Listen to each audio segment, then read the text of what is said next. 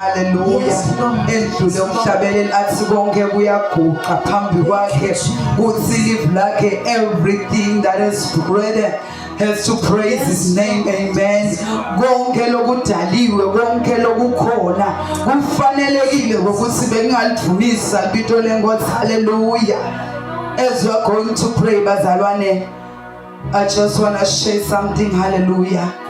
First of all, I honor the grace of the house. Hallelujah. I honor the apostle. I honor bazalwane bonke labakhona. Amen. Ngiyamthanza kakhulu uJesu inkosi empilweni yami. Ngiyade ngachubeka ngakusho lokho. I do have a relationship with God. Hallelujah. Nginebudlelwane lobuhle lobuchubekako each and every day. That is why each and every time when I wake up, the first person lekufuna ukuthi ngimvusele is the Holy Spirit and say thank you Lord, thank you Father, thank you Spirit of the living God for the gift of life, thank you for the full portion body, thank you for everything that you have done, thank you for everything that you are going to do in this day. Amen. Then I begin to frame my day egameni lika Jesu sengimvusele lona lowangumba lona lowangidala lona lowangakha. Amen. Hallelujah. Singakathandazi bazalwane, as I was sitting down, the Holy Spirit was ministering to me about grace. Hallelujah. I've been reading a lot about grace kula malanga, and I've noted that it is the unmerited favor. Unmerited favor, which means there is nothing that you can do to please God. Kumthenga kumzama kwekuthi ngazuthi bekangakuniketa his grace, wangathi bekangakufavorisha, but he favored us, he loved us. Live like lithi wasithanza singakamthandi singamatu wasikhetha wasehlukanisela yena because of his love. Kungako bazalwane umthandazo wethu wekuqala ufana nesimemo. I'll do it nje ngendlela moya lasho ngaye, angengizame neba ngumfundisi. I just want to minister this prayer ngendlela leyehlukile letawufika moya ngcwele ende ngale ndlela lafuna ngayo kimi nawe, because I'm only standing as a son now. Nami ngingumntwana kulombuso. As I'm ministering, the Holy Spirit is also ministering to me. Hallelujah. It was like me bekungazuthi let us focus. We are going to pray for you. Focus bazalwane. Si focus kulobudlelwane lesinabo naNkulunkulu. Si focus kulomsebenzi lasinikete wona. Si focus ekokuthini uthi sibheke kuphinyalo.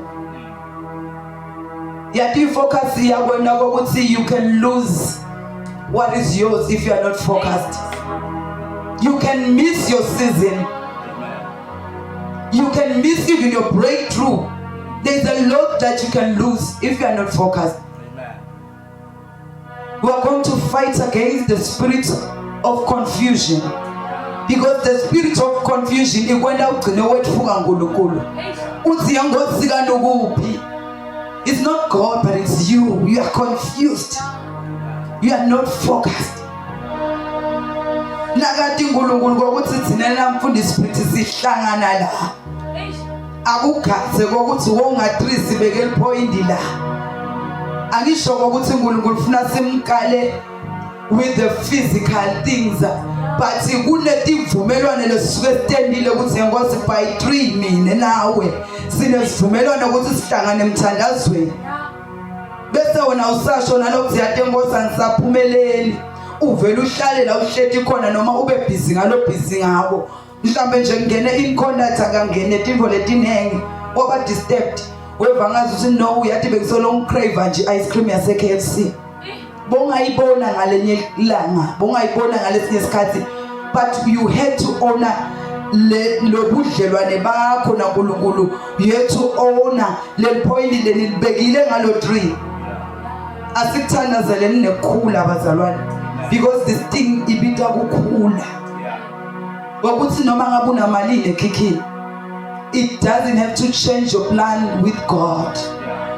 It doesn't have to cancel the things moyengcwele la bekele tona. There is nothing if you do your things some other time. Let us learn to prioritize God. Apostle Fanane lama prayer points it's like we prioritize, we focus, we deal away with confusion. Let us embrace the love that He has given us. The Bible in John 3:16, listen, He gave His only begotten Son, that whosoever believeth in Him should not perish but have everlasting life. Ngikazwa kulele swati lithi noma ngabe ke sengibani lokholwa nguye angeke azabhubhe kodwa utabanephila lophakade. If you can look at it, lithi nje mina ngina condition. When I say noma ngabe ngibani, I mean ukuthi noma ngabe ude imali noma unayo, noma rich, noma uyagula, noma uyaphila, noma sandla saphakama, noma saphakama, noma ngabe ngibani uyawukholwa ngimi. Angabasabhupha benekuphila lokuphakathi.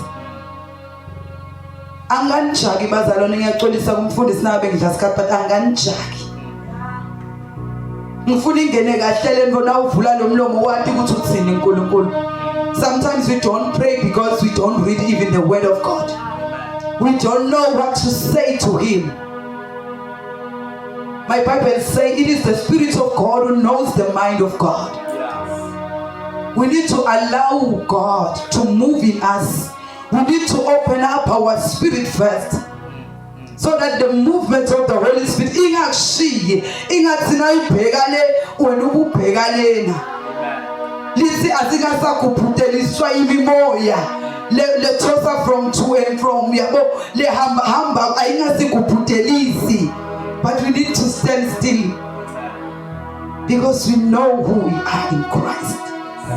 Siyathatha sibobani angenza ukuthi umncane kanganani as we are praying. My father used to say, come with it in prayer, because the Spirit without measure can flow. But the Spirit of God can penetrate through that heart. 5 years, 6 years, when I just open up for God and say, Lord, we appreciate you. And say, Lord, we need to be directed by you. Our minds, it's in our banjwa.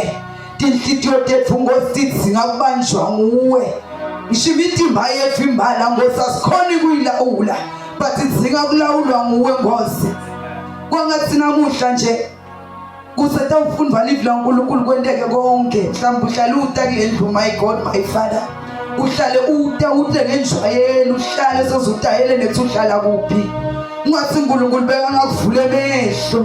My last prayer is, may the Lord open our eyes that we may see in the realm of the Spirit, that we may receive even understanding. Ngokuthi isikhathi sini lesi ingosi yehlisele ini kulendzawo, mhlawumbe wena uthi umsebenzi angimathi mangcolo wena ini ngoba ngedeli kodwa bathi ngente kanje uthi umsebenzi noma uyasebenza but you are no longer happy where you are.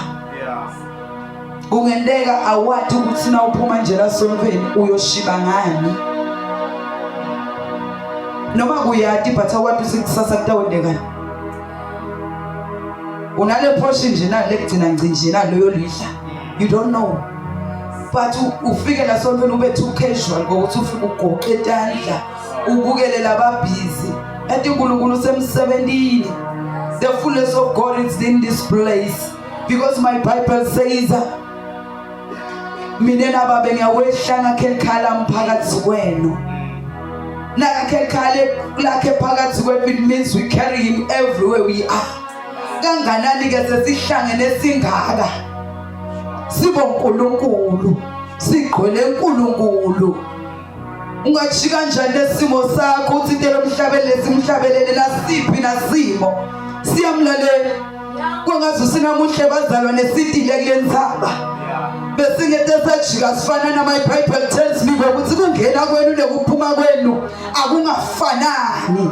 Aningaphumi njalo endlula thi ningawendulite lo musa waNkulunkulu laninikete wona. Yet I'm so amazed about the cloud he has poured today. Ngingabuva buhlungu nangajika kunjalo atithululile uNkulunkulu kanjena.